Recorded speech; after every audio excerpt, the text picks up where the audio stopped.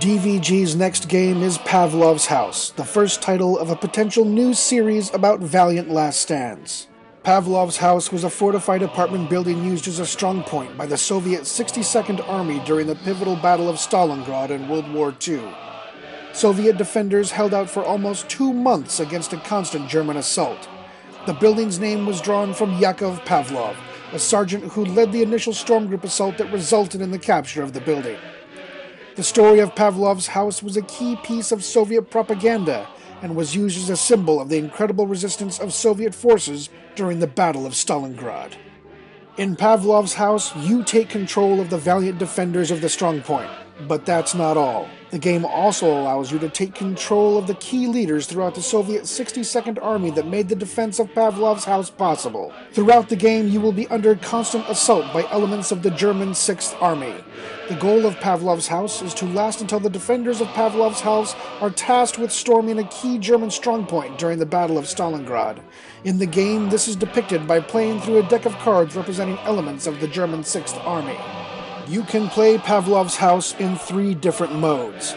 In the solitaire version of the game, you take control of the defenders of Pavlov's House. You also control the key leaders throughout the Soviet 62nd Army. In the cooperative version of the game, one player takes the role of the defenders of Pavlov's House, while the other takes the role of the leaders of the Soviet 62nd Army.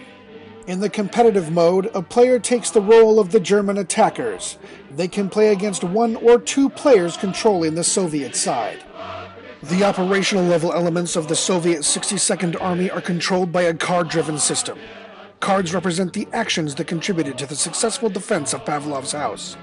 You will be deploying anti-aircraft, readying artillery, moving supplies across the Volga River, and much, much more.